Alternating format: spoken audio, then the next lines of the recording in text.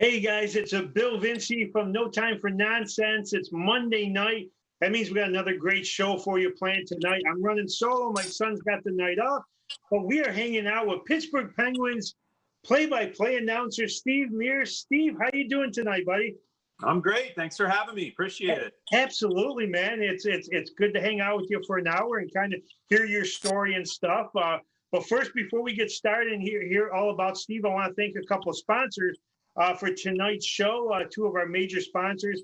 First, I want to thank Out of the Way Cafe in Matt Grab's New York, down on Charlotte Street. Go down and check out Matt, man. He's got some of the most creative breakfast lunches down there that you're going to find in the area.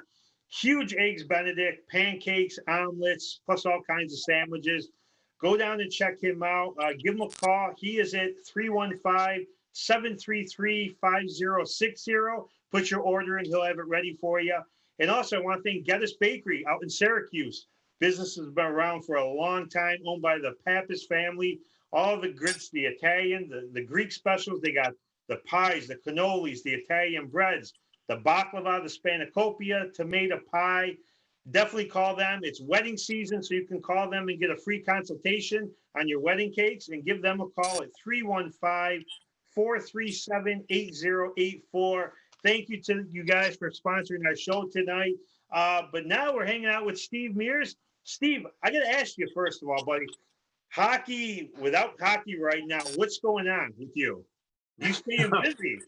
I'm like everybody else, but yeah, I am busy just doing other things, and I think just trying to stay sharp mentally and physically, and doing some hobbies here and there, watching the same shows on Netflix that everybody else is watching, and the same classic games that everybody else is watching. Yeah. Here in Pittsburgh, we've re-aired a lot of the great Penguin moments over the last few months, some of the classic Stanley Cup games, and I love watching all the networks. I love watching old tennis matches and baseball games and all kinds of different things. So yeah, pretty much the same thing, but at no point have I ever been bored. There's always something to do. Always something to do. There's always something to learn or read, or I'm playing the guitar, I'm cooking a lot. I love doing all those sorts of things. So this is the time. We always say during hockey season, wish there was more time in the day. Well, we've had more than enough time over the last 4 months to do all these things we always wanted to do. Yeah, absolutely. Now, Steve, you grew up in Murraysville, Pennsylvania. Yeah, little suburb of Pittsburgh, about 20, 30 minutes east. Okay, talk a little bit about growing up in that town and stuff. In high school, did you play hockey? Just a little bit for fun. I mean, I still play recreationally. Certainly was never good, and I realized that at an early age. And I realized that, if I wanted to get a job in hockey, being an announcer is probably a better route than any prayer that I had of playing in the NHL. So the timing it all just came together perfectly, where I was 10 years old. The Penguins win their first Stanley Cup. They captivate the entire region, and they make this a true hockey town really for the first time. It had a long history, of course, but never had that much success with winning a Stanley Cup, led by Mario Lemieux. So they had the best player. They had the best team at the time when I'm at that impressionable age. And they had the greatest announcer, Mike Lang, and he's my idol. And, and I was so lucky that all those forces came together, and it just inspired me to pursue a career in just broadcasting, but specifically hockey broadcasting. And I'm very fortunate that I've ended up here where I'm at today. Yeah, I was going to ask you, growing up, being a Penguins fan and stuff, who are some of your fans? Obviously, Lemieux is, you're a Pittsburgh man. That's the guy. But who are some of the other guys that you really enjoyed watching play? Yeah, there were so many on that team. You go back and you look at all the eventual Hall of Famers. Yeah. Larry Murphy, Ron Francis, Brian Trottier, Jaromir Jagr. The list went on and on. It was unbelievable the amount of talent that they had. Those back-to-back 91 and 92 championships. I always liked Ron Francis. I thought he was a guy that just didn't get enough credit. He's one of the great players of all time, and probably doesn't get the credit that he deserves in that stratosphere of the truly great players. But wins both Stanley Cups there in Pittsburgh in 91 and 92. And it was just such a fun-loving group. And now I'm lucky because I get to work with Bob Airey, who was also part of that team. Played a huge role. Phil Bourque, who we travel with, he does the radio, and also good friends with him. And those players were so integral, and they were great personalities, and they brought a lot of character to the team. So you had the the superhuman talent of Lemieux and Yager and company. And then you had so many other key integral players along the way, and personalities too, that made it a team that everybody wanted to root for and follow along. And it just got everybody into the sport of hockey in this region. My whole family started playing or following it or just being fans of the sport just because those teams were so good right at that time. Yeah, absolutely. Guys, if you're just joining us, we're with Steve Mears, announcer for the Penguins. If you have any questions, make sure you post them on the board. I'll read them off to him, and he can kind of give you the answer to that. Now, obviously, as a young kid, I mean, like me, I watched a lot of baseball. I watch every sport, but you hear certain announcers that you're just drawn to. Who are some of the announcers that you like to listen to when you were growing up? Yeah, well, Mike Lang is always going to be at the top of the list. That's the only reason I got into this business. He was the reason, the inspiration. So he's always at the top, and I'm so lucky he's a close friend now, and I can reach out to him anytime I need some career advice or broadcasting advice or hockey advice. He's always there for me, and I will always be grateful for not just the inspiration, but the friendship and the way he's taken me under his wing.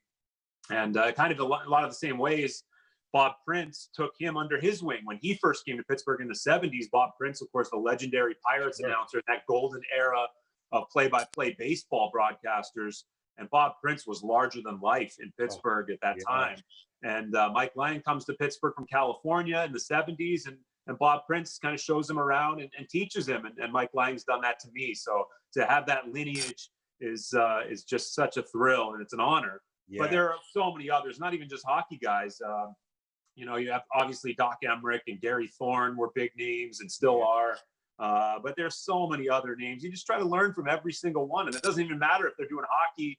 Like, I've never done a football game before, but I can watch a football game and learn so much from Al Michaels or Joe Buck or Bob Costas or Mike Tirico, Jim Nance. I mean, there's a reason why these guys are so incredibly successful.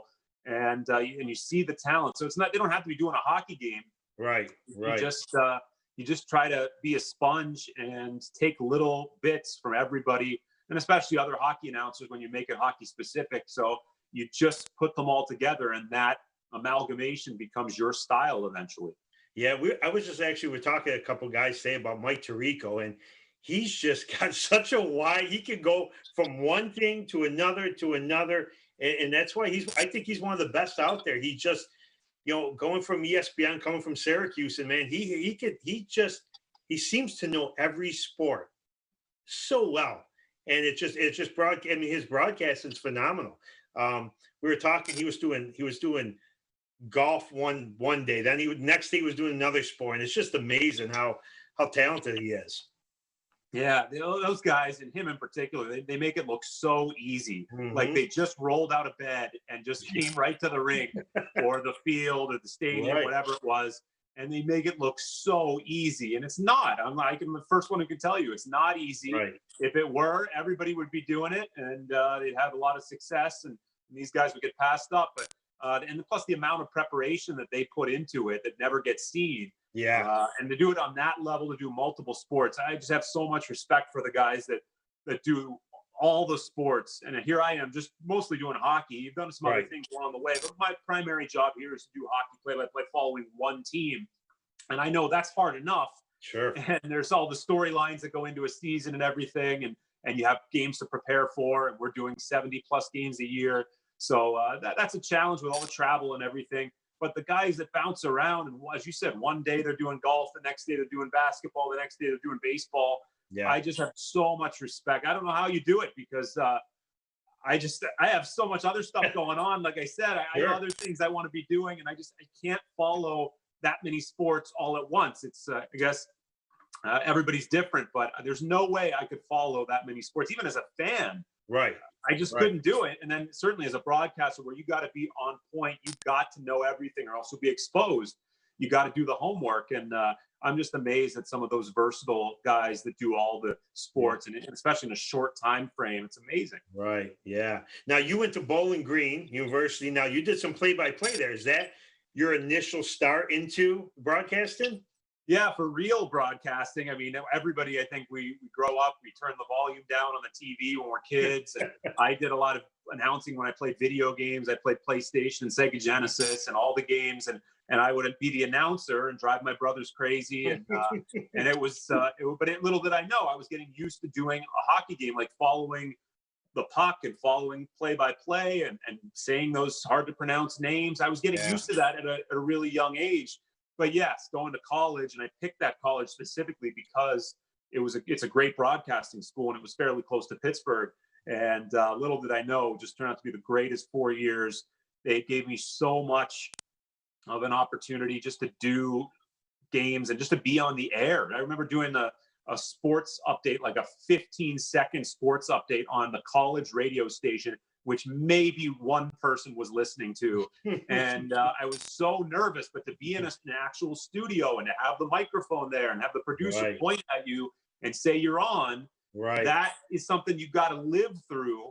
You can't just do that in your living room. And it's like something you actually have to do. It's kind of like being on camera as well. Yeah. You could be on camera. We all have a camera now in our pocket, but until you actually stand there and you have the light on, and you're in a studio like at NHL Network or somewhere else, you just can't duplicate that experience. So to get that experience and get those reps, and I talk to a lot of college students, and I say, if you're going to go through that process of trying to pick the right broadcasting school, just make sure you're getting a lot of reps, because that's going to be the most important thing. You're getting that hands-on experience at a really young age, not having to wait till you're a senior to get on the air, getting those reps in, and it's just going to make you better and better. I was going to say, out of the four major sports, it seems like hockey would be the toughest one for me. Like you said, just the foreign names and how quick they move the puck. I mean, you really got to really be on your game. I mean, because hockey is just a fast sport. I mean, baseball, it's slow. Football, it's slow compared to hockey and even the NBA. But hockey, I mean, they move the puck so quick and they're so fast. I mean, how difficult is it to keep up with the game? Yeah, I think it's easier on television because the viewers can see the picture and see the game. So I can lay out. There are moments when I don't have to say anything, and the pictures tell the story. That's really how it should be on TV, I think.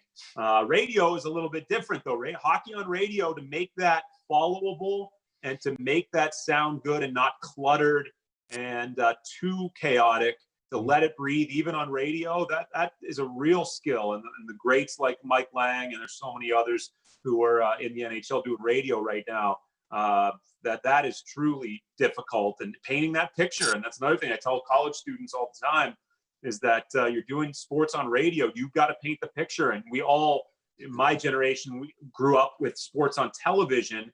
The previous or older generations, a couple generations back, it was sports on radio, like the Bob Prince type era. And they were masters at truly painting the picture that people couldn't see, talking about the shadows on a baseball field, or how the pitcher is stepping up to the mound, or how a goalie is drinking his water bottle, taking his mask off. They would describe these things. And that's kind of been lost because now we're in a television era. But I think there's no question it's the fastest sport, which probably makes it the hardest to do as far as play-by-play.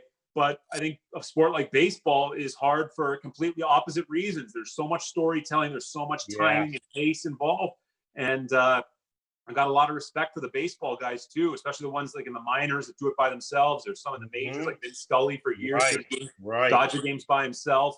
And to make that interesting and to have that rhythm of doing a baseball game where someone can just sit back and listen like in a rocking chair and they're just calling it. That is such an art form that people like Vin Scully and Bob Prince, they perfected it. Yeah, I was going to say, I love watching baseball on TV, but something about a nice summer night where you get in your car and you just take a drive, you got the windows down, you got a lemonade, an iced tea in your hand, and listen to a game on the radio, or just sitting on your deck at night. There's something about, like you said, a Vin Scully paints the picture. He's talking about the clouds and the setting and the smells of the stadium, and it makes you feel like you're right there, which is, like you said, it's amazing. Yeah, and especially on radio, you also get the the sound effects now, the technology is so much better. So you have crowd mics, right? You can pick up the crack of the bat or the puck hitting the glass, right? Or just that sound, that distinct hockey sound when the blade of the stick hits the puck, or a crisp pass is fired across and someone takes it, and there's that noise that gets made from a hockey stick and the puck rattling off of the blade there. So yeah, there is a fondness and a lot of nostalgia when it comes to radio, and unfortunately now we're all moving more toward television, and we've been doing that for quite a long time now. Right. But it's every sport is unique. I'm looking at possibly doing some tennis later on this year, and that's a sport I'm just kind of getting into that play-by-play. That's interesting. There is no play-by-play there. You're just kind of a host, right? But there's something to be said for that, where you have to try to bring in your analyst, and a lot of times the analyst should be the star, especially on television. So I think each sport is unique, and it just takes a certain rhythm. Hockey, though, there's no doubt it's the most difficult, just because, as you said, the speed and the need to accurately identify the players very quickly, but not overdo it, where it's too many notes in the song, and the human ear can only take so much. Yeah, absolutely. John Pappas, one of our sponsors, said hello. How you doing, John? Thanks for tuning in. Guys, we're with Steve Mears. Any questions you want to ask him, put them on the board. I'll be watching that. So in 2006, you became the play-by-play announcer with the Islanders. How was that experience? It was awesome. I was so young. I was 26 years old, so I didn't know anything. You think you know things, but you don't know anything, especially once you get to that level in that market, and you're surrounded by the guys who really do know a lot, and they're the experts, then you really realize that you got a lot to learn. Even if you arrive, quote unquote, and you get to the NHL or the highest level, you still have so much. Even to this day, I mean, I've been doing NHL broadcasting in some form or fashion for like 15 years, and I still think I got lots to learn, and always trying to improve and get better. So yeah, it was cool. The Islanders were a young, rebuilding team. It was the perfect stepping stone, great place to start for an NHL career. I had never even been to New York City at all until I interviewed for that job, and was lucky enough to get it. And the Islanders, they gave me a chance. I will always be grateful. They gave me a chance. It didn't work out. They ended up getting rid of their radio broadcast to save money. They went to a simulcast, and that's what eventually brought me to the Penguins the first time around. So it turned out to be a blessing. But it was so cool. And like I said, probably the best part was being in that market where I'm surrounded by the greatest. Howie Rose is doing TV for the Islanders. My partner, Chris King, who's still such a good friend and taught me so much. Kenny Albert's doing the Rangers. Sam Rosen's there. Doc Emmerich was doing the Devils. And so many other talented announcers. And you get to know them for the first time because you're seeing them so often in that region. And you see why they're so successful and they've been around for so long. It's because they treat people well. They're so kind and incredibly talented. So I had awesome role models when I got there. Yeah. Now, after your Islanders, your 3 years there, where did you head to after that? Well, after that, I went to the Penguins. So the Islanders get rid of their radio broadcast, and all of a sudden it's like, what's going to happen? I have my dream job, and then in 3 years it's gone. And you wonder if you're ever going to get a break like that ever again. Right. I'm thinking, am I going back to the minors? Am I going to do something else with my life? And luckily, right around that time, the Penguins were starting a new radio network. And they had known me from my Islander work and knew I was from Pittsburgh and a diehard Penguin fan my whole life. And they offered me the job to be a part of this new radio endeavor that they were starting out with, and also doing a bunch of other things like some stuff on a scoreboard and Penn's TV on their website. And it just got me in with the Penguins organization. And it was so cool to talk about timing. And what was a negative turning into a positive. I ended up going to the Penguins, and it's the last year of the Igloo. So I got to work in the Igloo for the final season. Wow. I got to be there for the opening of the new building. I got to be there for the Crosby comeback as he dealt with the concussion issues and eventually came back. And the team had some memorable nights with all the talent that they had then, and even to this day with names like Letang and Crosby and Malkin and so forth. So I was just really lucky. I spent 4 years doing Penguins radio, and that just kind of introduced the Pittsburgh market to me and my work, and I got a chance to be in with the Penguins organization. Yeah. I was going to say, how was it to announce guys like Lemieux and Yager and some of these guys? I mean, some of the greats of all time. It'd be awesome.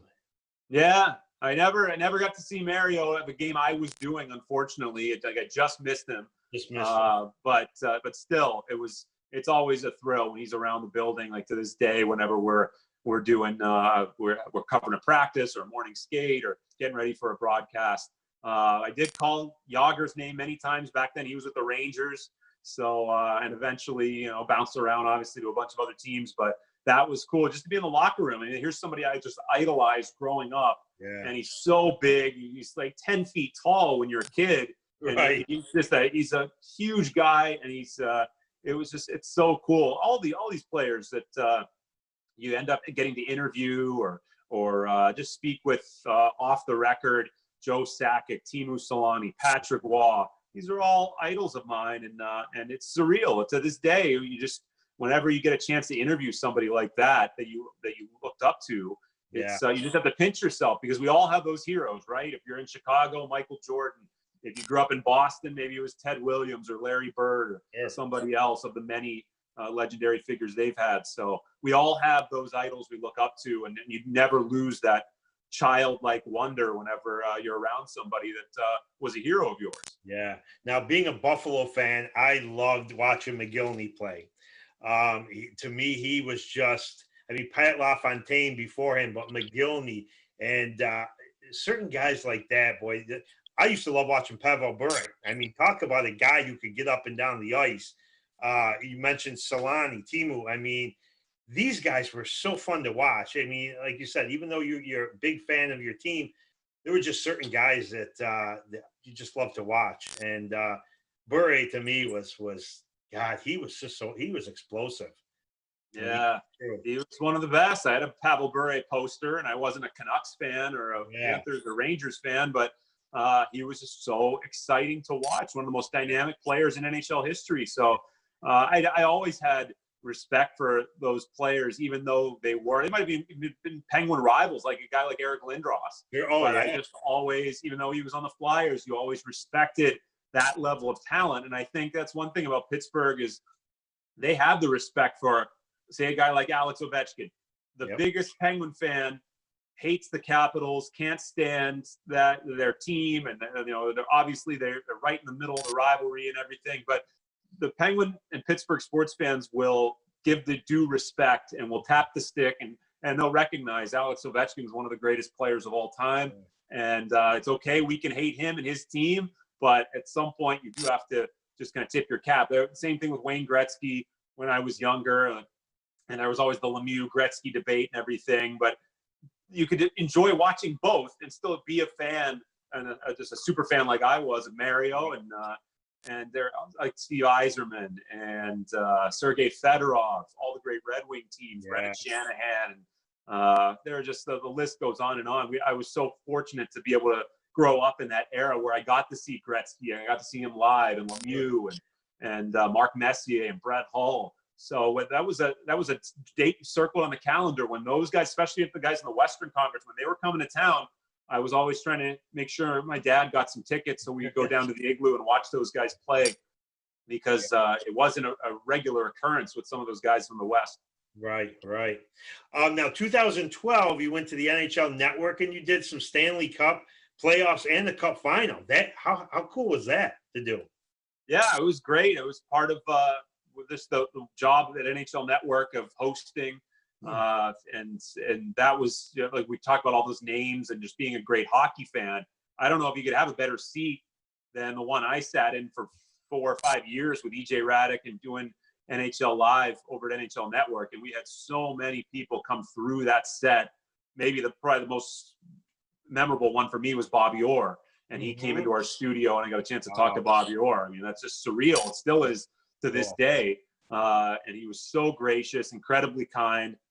My iPad music went off during that interview, and that was one of the most embarrassing moments. It was pre-taped, so it never made it to air.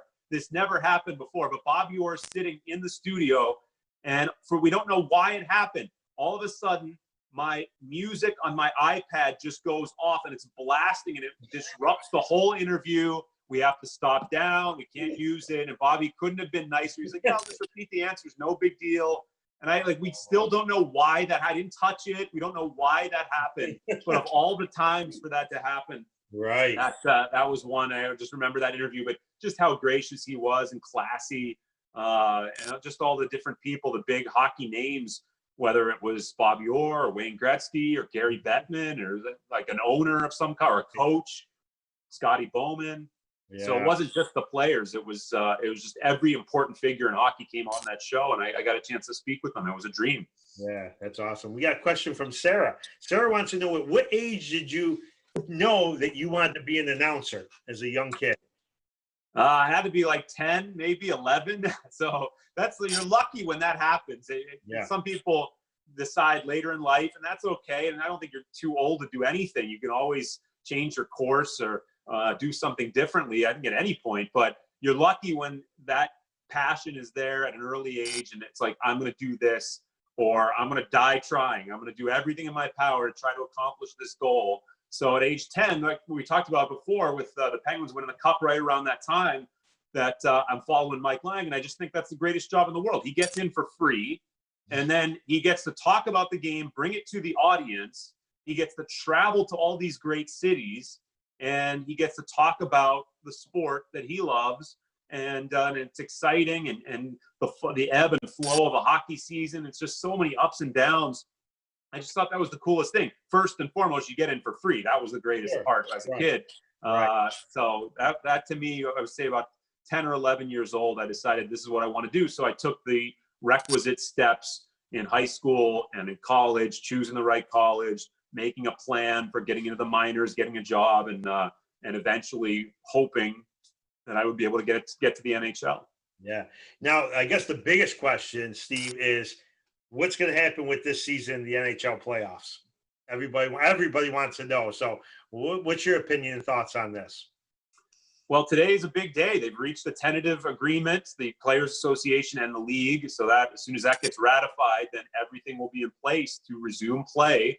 It looks like August 1st with the qualifying round, which the Penguins will be playing the Montreal Canadiens, and there'll be a bunch of other series, and eventually the winners of that qualifying round will get into what will be the normal Stanley Cup playoffs, relatively speaking, meaning seven best of seven series, 4 rounds of best of 7, as it usually is. So it will be unique.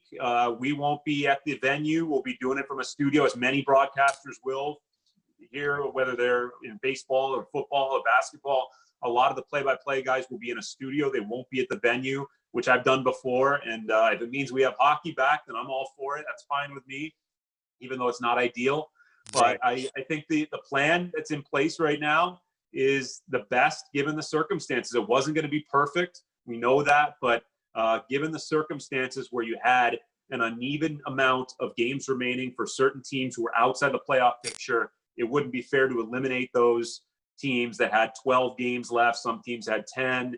And you wanted to at least give them a shot to get in. And then I give the league a lot of credit. The NHL's done a great job. They've been at the forefront of this in terms of having a plan, making sure it's flexible, making sure they're listening to a bunch of different perspectives, listening to the medical experts and the government officials that are involved, and not adhering to a place or a rigid format. They waited a long time, and they decided Toronto and Edmonton will be the hub cities. And I hope it happens. I think there's still some things that have to be determined, but at least now we have an agreement, we have a plan, a format, and it is looking awfully good, at least as of now, for August 1st. So now there won't be fans in the stadiums. There'll be no fans, right? Yeah, that's how it's going to be. How odd is that? I mean, how odd is for the players? You're playing, especially, I mean, to me, I think hockey playoffs are the most exciting of all 4 major sports to watch. So to play these games in the intensity and how much the crowd gets into it, I mean, how weird is it going to be to watch a hockey playoff game with no fans there? Yeah, it is going to be very strange. I'm curious how it's going to be. Now there's some talk about some of the sports are going to pipe in some ambient crowd noise, but that's not going to be the same as a playoff crowd when it goes crazy on a big scoring chance, a breakaway, or a big goal. So there's no way you can duplicate that. but I think it's just going to be the new normal. This is what we're going to see. We're seeing it already with some various sports in other countries. Like I said, I've been following tennis a little bit. They've had some events. That's usually a quieter crowd anyway. Right. But NASCAR, golf. Yeah, I think this is the new normal. And for the foreseeable future, we're going to have to get used to it. I think the players will have to get used to it, but they will adapt and they will still bring the same intensity. You know how competitive these guys are.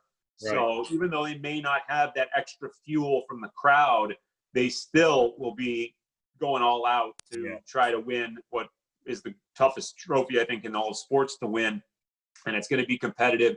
It's going to be very intense, as it always is. You can't play the sport of hockey without intensity. Right. Things get heated in my beer league games. Right. Because there's speed and there's sticks involved, and there's sometimes we didn't even play checking, but there's contact sometimes accidentally. Right. So that's a sport that you can't fake it through a game of hockey, and certainly not through a playoff game. It's going to be intense even without the crowd. Absolutely. We got another question from Mike. Mike C wants to know, who are some of your favorite NHL players to watch right now? Well, there's so many, especially young guys now. We're lucky that this is a great era for the up and coming generation in the sport, where you have Connor McDavid at the forefront as certainly the most talented player in the game and the fastest. Austin Matthews, Jack Eichel, Matt Barzal. These are all relatively young guys, and they're just getting into the primes of their career. Before them, you had Ovechkin and Crosby, and they're still incredibly fun to watch, along with Malkin and Patrick Kane, and there's so many other guys. But I think everybody now, it's all about Connor McDavid. He's just we've never seen anybody like him to be that fast, that good, to do what he does with the puck at that level of speed. We've never seen anything like it. Plus, he has all the other tools like the vision and the passing and able to finish.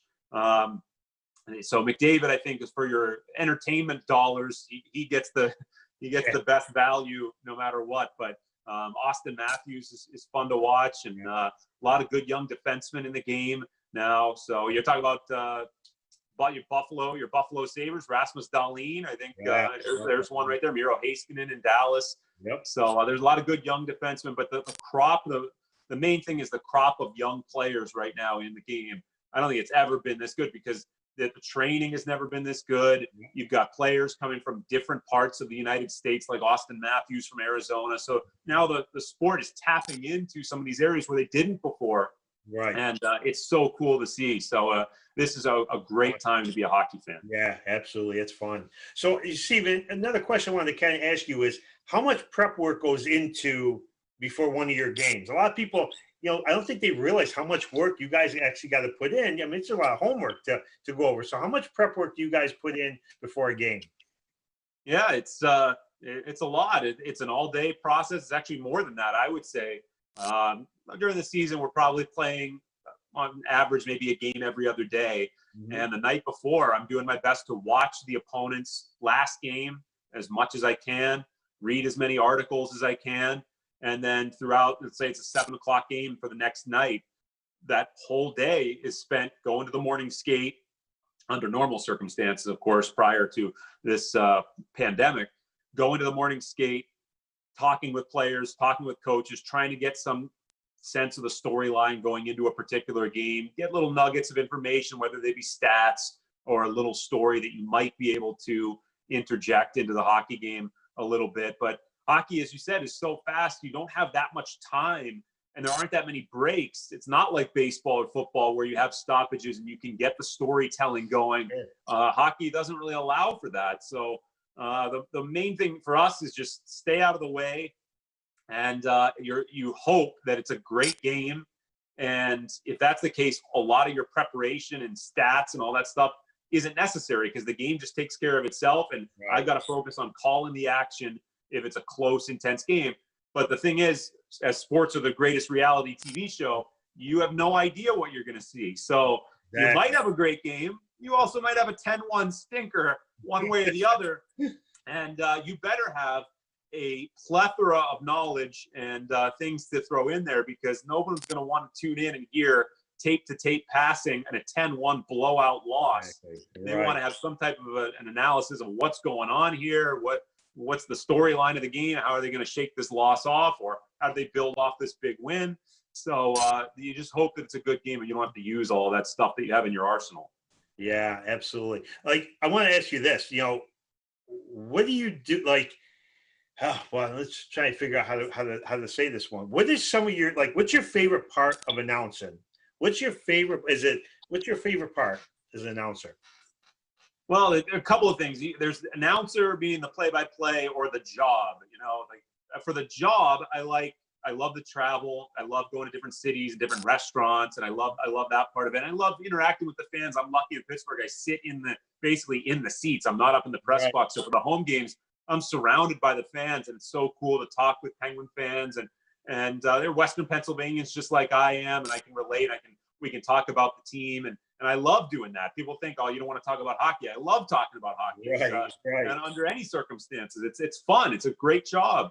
And I think for the actual play-by-play or the whole thing, I do enjoy the preparation that we were just talking about. I love that challenge of trying to decipher what is relevant and spending a whole afternoon. It's very rewarding when you spend a whole day preparing and trying to sift through all this information, especially now. We have access to so much information that the previous generation didn't have. Right. We've got articles and tweets and podcasts and interviews all over the place. NHL.com is great. The information sources are through the roof now. Right. So we get that, and now you have to try to sift through all that to get the best stuff. And I love just putting that on a board with everybody's name and trying to do my best to prepare, and then going to the arena, and 7:00 starts, the light comes on and you're on TV, and trying the other thing I really enjoy is just the challenge of trying to have a perfect broadcast. And it never happens. It never, ever happens. But you get to try again. You get the next day or the next weekend, you get to try to see if you can do that. So I think that's the challenge of always trying to be like your heroes, like Mike Lang and Doc Emmerich, and trying to do the best job possible, even though you fail constantly. Right. But I think it's that desire to have a perfect show that keeps me coming back. Yeah. Now, talking about food, now this was the thing I want to talk about. What are some of your favorite cities that you got some of your favorite restaurants at on your travels? Oh, I could find a good place in just about every one of them because I just love it. I love cooking. I love eating and going to restaurants. I miss it so much, as we all do. It's such a big part of the fabric of our culture and our community. Pittsburgh's a great food town. But traveling, there's so many great spots and so many wonderful cities in the NHL. For those who've never taken a hockey road trip and gone to a place like Nashville or Montreal or Vancouver and had sushi in Vancouver, or had some of the great French food in Montreal, or the poutine, or gone and had barbecue in Nashville, like those sorts of things. But for me, I'm biased because I lived in New York, so I love going to New York City. And what more could you want there? You've got the greatest restaurants in the world, and I'll gladly take one of the many awesome Italian restaurants in New York City. I think that would probably be at the top of my list. But sushi in Vancouver is right up there too. I was going to say Boston's probably got some great seafood places down there, right in Boston. I mean, yeah, exactly. It's such a cool thing to hear some of the places you guys go to and you stop and eat. I asked, some of the major league players we've had and the hockey players, and asked them some of the spots. And like, you're right, they all got certain spots in every city. They're like, in every city, there's one spot that they love to go to, and they make sure they hit it when they're in town if they can. Oh yeah, they do it. That makes it so fun to travel. And I don't have kids or anything, so it's not as much of a grind for me as it would be maybe for someone who's missing out on things. So I love the travel side of it. We get treated so well. We get to stay at the team hotel, and we travel in style. I mean, we get to benefit from what the players get in their travels. So we're very, very fortunate under normal circumstances again. But normally we're very lucky with the travel and going to those cities. I could just go on and on. There are so many great places in Denver, and getting barbecue in Seattle or in St. Louis, or going to Los Angeles, Philadelphia, getting a cheesesteak in Philadelphia. There's so many, the lobster roll in Boston.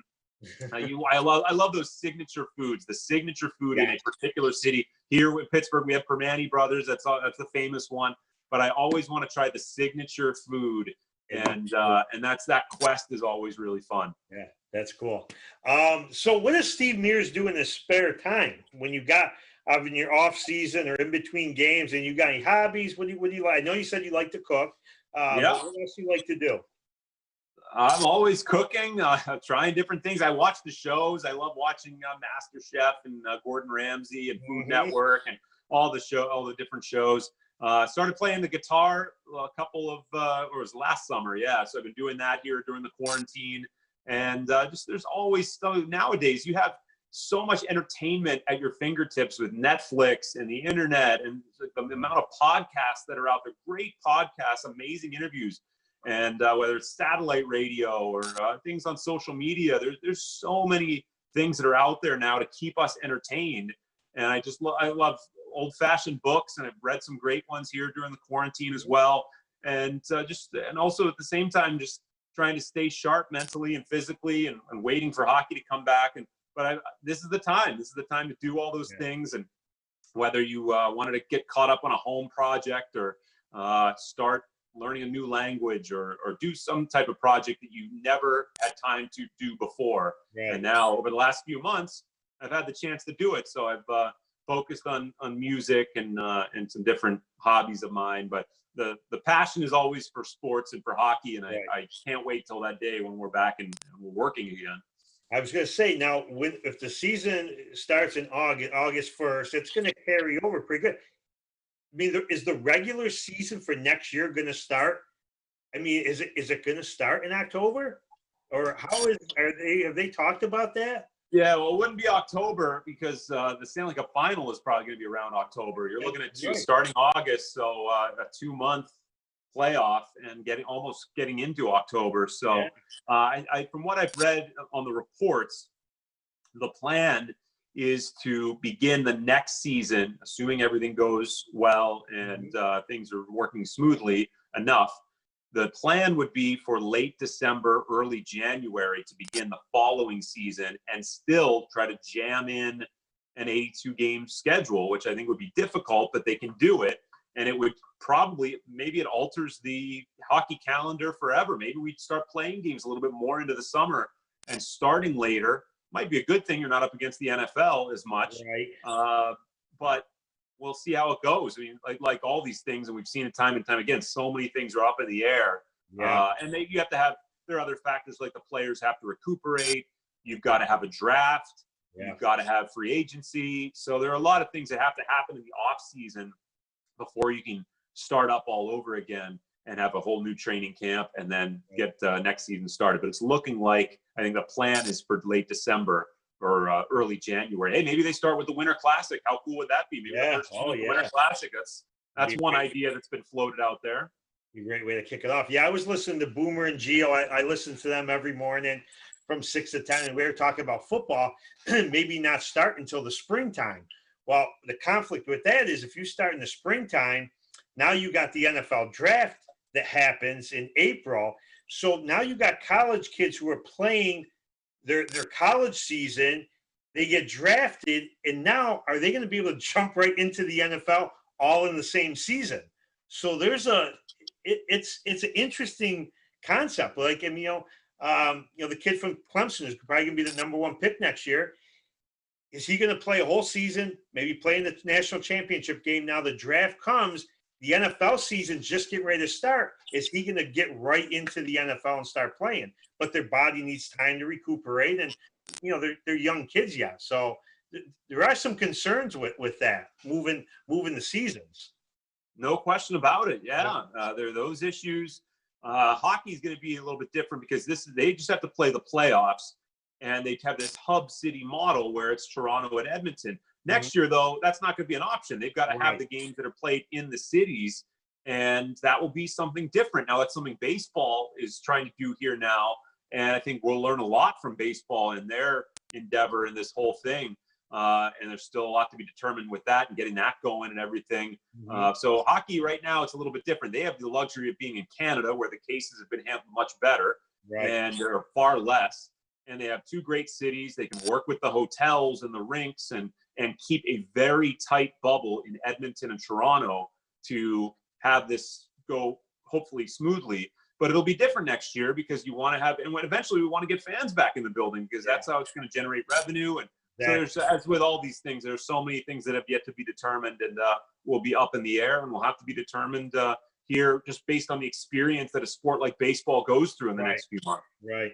So let me ask you this: what's your favorite arena to broadcast the game in? Excluding Pittsburgh, because I'm biased, and that's the home barn. I got to go Montreal. Montreal is the best. That's the best hockey road trip if you get a chance to go. If you're a hockey fan, take the trip to Montreal. The city is wonderful. You have so much culture. You get to feel like you're in Europe almost. The food is wonderful, but the arena is so special, and it's not new.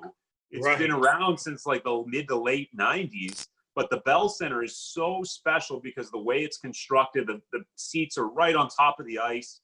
It's packed every night, 20,000 fans. The history of the team, they have the multiple Stanley Cup banners. All the rafters are filled with banners of great players, and whatever it is, 23, 24 Stanley Cups. So it's so cool when you combine all those factors: the history, the overall game environment. It's like a party atmosphere in Montreal at a hockey game because it's such a part of the culture there. And then the fact that you're in a beautiful city, for me, it's the best road trip in the NHL. I just love it. And you go get the poutine with the fries with the gravy and the cheese curds, and you have the full Montreal experience. And the smoked meats too. Oh yes, you can't go wrong with that. Smoked meats and poutine. Yeah, and Montreal stadium, which is beautiful. What out of all the NHL teams, what team do you think has the craziest, most loudest, intense fans in the game right now? Montreal is up there. They're passionate. I think it depends on how you classify, like the passion with Philadelphia, for example, which Penguin fans are well aware of, and most of them can't stand the Flyers. But I think when you see that level of passion too with Philadelphia, they love their team. They will give their team a hard time if necessary. And it's just added fuel, just gasoline to the Penguin Flyer rivalry. So there's a lot of great fan bases, but it's different. Like Pittsburgh is different. I don't think Pittsburgh fans would be as angry toward their team or their players as you might see in New York or Boston or Philadelphia. It's just like I don't know if it's a Midwestern versus Northeastern thing. I don't know, but it's unique. Every market is going to be unique in a certain way. Nashville is one that there's a party atmosphere, and the fans are into it. And it's like almost like a college football type atmosphere with that market, and you have the country music angle, and it makes for a game there so cool. And I was there for the Stanley Cup Final in 2017, and the building was packed, and the whole sits right on Broadway in Nashville. Right. It's a party. So I think there's a lot of passion. It depends on how you define that in different ways. But Philadelphia is one that comes to mind for as aggressive as they can be. And then some other markets like a Montreal where they just live and breathe hockey. Yeah. We got another question from Bob Taylor. Have you ever met Ranger announcer Don LaGreca? I have, yes. I've worked with Don. I did some Ranger games when I was living in New York on the weekends. I would do some Rangers radio. And a lot of times because Kenny Albert would be doing football or something. And Don would be doing the radio. And he'd do the play-by-play, and I would host. So I worked with Don. Great guy. Does such a wonderful job with Rangers radio. And he worked with EJ Raddick on NHL Live for many years. I used to watch their show all the time. They were so good together. And then I ended up working with EJ and following along when we moved on to NHL Network and made it more of a TV show. But those guys were fantastic. And I love Don. And there's another guy who's just so versatile. We talked about versatility with knowing all the sports. He's right up there to be able to do a talk show and to be so well versed on everything that's happening in the sports world is that's amazing. Yeah. Now, I ask a lot of former athletes this question, but sometimes announcers, I wonder about the announcers. Do you have a pregame ritual that you do before a game? Is there a certain food you like to use or music that kind of gets you going? Do you have any rituals that you do before a game? Yeah, I think we do. I think it's a ritual. Like Sidney Crosby is the most superstitious player in history, probably. He's like, but really? He says it's routine. It's not superstition. It's routine. Okay. So yeah, I would say I don't care what you call it. It might be superstition, but I have routines, like having to have a certain amount of water bottles there when you're doing a game, or I usually eat the same breakfast in the morning of a home game and the same routine, because we're all regimented. It's all the same daily happening. It's the same schedule. The bus time is the same. Right. And it's to the players. They want it that way. So the bus time is the same. The flight time is the same. The arrival and the media meal is served at the same time because the game is at the same time. It's at 7 o'clock. Mm-hmm. So when you keep repeating those things and you find something that works, you want to keep it going. So nothing too crazy. If I want to be pumped up for just about anything, the genre of music is always hip hop. I think that's the best pump up music, at least for me. I love it.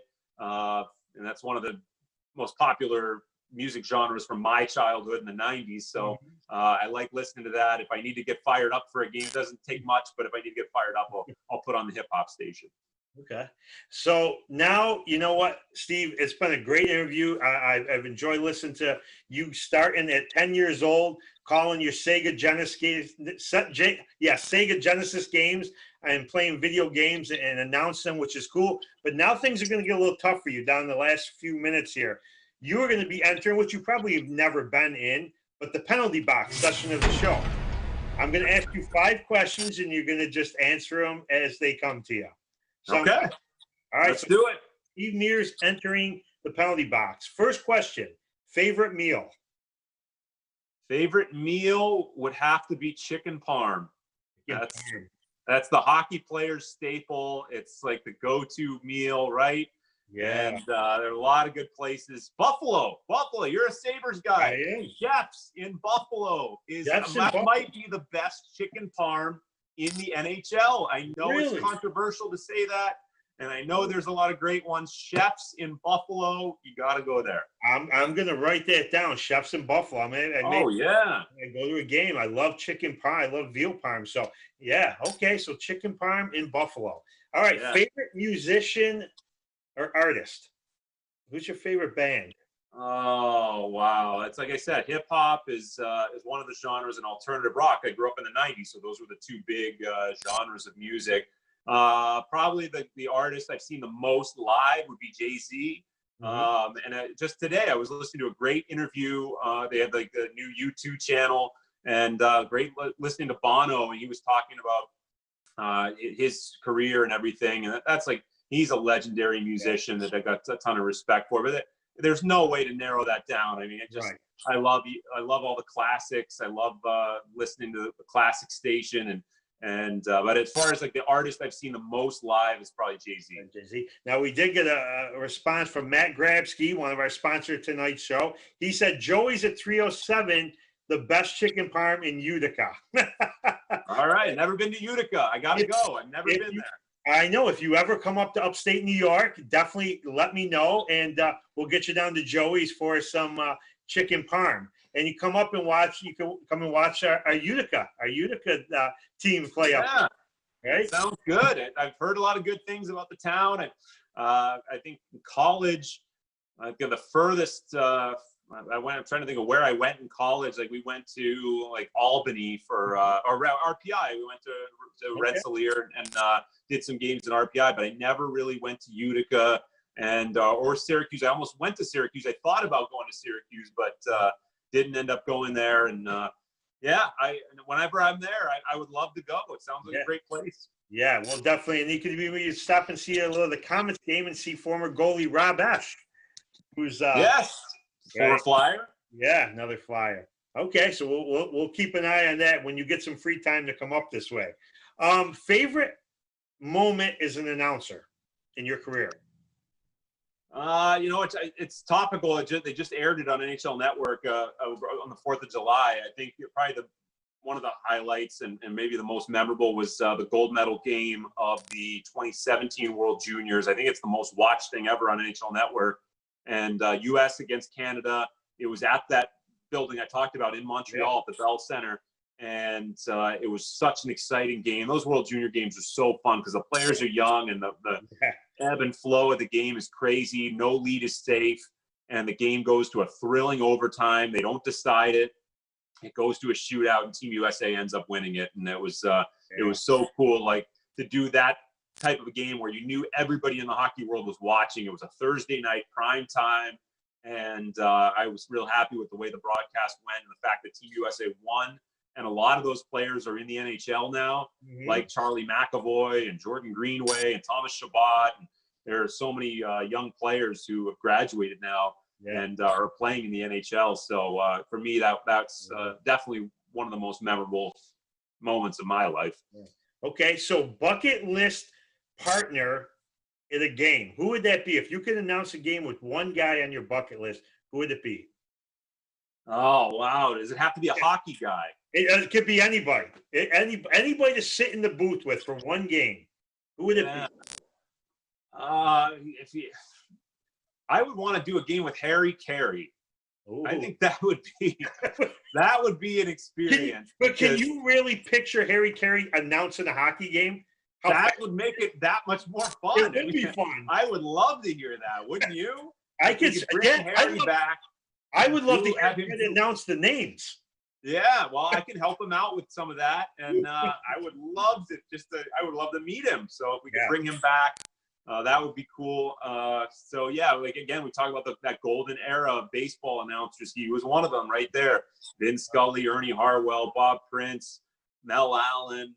And so as a broadcaster and as a student and a nerd of that profession, I want to learn from the best. And when it comes to broadcasting, those names, that's the pantheon of broadcasters for me. Okay, last question in the penalty box. If you could sit down and have that chicken parm dinner in Buffalo with any person, whether they passed on, they're still alive, who would it be? Just to have a good dinner with, shoot the shit with, kind of pick their brain. Who would that person be and why? Oh, there's so many. Like they're categories. Like you want a hockey guy. Anytime, I'd love to just sit down with Mario Lemieux because he was my hockey idol. But you have to broaden it out a little bit if you're going to give me. I work in hockey, so I broaden it out, and then you're able to I'm allowed to bring people back from the dead. Then you really have it broadened out. So I better take advantage of that, right? Yeah. I think with everything that's happening in the world today, I would love to sit down with John Lennon. I think he would be someone that would have a lot to say, and it would be so interesting to hear the musical side of it, his life. But I think he would have so much to say. I wish he was still here. Yeah. So there's one that if you could go back in time and sit down with a legendary figure, and you talk about great musicians and people that you look up to and people who want to make a difference, make the world better, make the world a better place. Right. I think like his sensibility and some of the things that he stood for, we could really use today. Oh, absolutely. It'd be cool just to kind of pick his brain and see what he's thinking. And just his story alone is fascinating in itself with the Beatles and everything he did to that. So, well, guys, that was a quick hour, Steve. That flew by, man, and it was a great conversation with you. Let me just thank our sponsors one more time tonight. Thank Matt Grabsky down at Out of the Way Cafe and Joey's at 307. And Matt, if Steve comes up this way and we get him up for a day, we'll make sure we come down and get your chicken parm. And head to Syracuse, and we'll go to Geddes Bakery, and we'll get you some cannoli, some half moons, and make sure you get a good dessert over there too. So. I want to thank Geddes Bakery and the Pappas family. Thank you guys for being a major sponsor of the show. But Steve, I got to tell you, man, that was a great story. I loved listening to how you got into hockey and announcing and everything, and just all the prep work you guys do and stuff. And there really is a lot of work you guys put into this that people don't know. And I'm kind of glad you were able to tell your story. It's awesome, man. We really enjoyed it. So I want to thank you so much for joining us tonight. And good luck to the upcoming season and the run with the Penguins. and getting back to hockey and getting back to some normal stuff. Yeah, thank you very much. It was a lot of fun talking with you, and there are so many great announcers that my story is similar to a lot of them, and these guys have put in a lot of work, and we hope we get a shot and a chance to do it again. Yep. Whether it's in a studio, it could be or it could be in Siberia. I don't care if it's off the monitor somewhere. As long as we're doing hockey and doing sports on TV or radio, wherever it might be, then we're all happy, and that's what we all want to do. So thanks for having me. It's a lot of fun. Absolutely. Guys, thank you so much for joining us. If you're going to catch us on the replay, make sure you give it a share. Spread the word on Steve's story. Listen to it. It's a great conversation with him.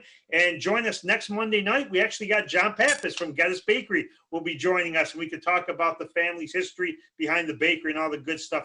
Plus, he'll be in the studio. We're back in the studio next Monday, and he'll be bringing in some goodies for us to sample too, which always makes it nice. So, guys, thank you for tuning in for No Time for Nonsense. I'm host Bill Vincey. Thanks to Steve Mears and Todd behind the cameras, the producer. Thank you guys so much, and we'll see you next Monday. You guys have a great night.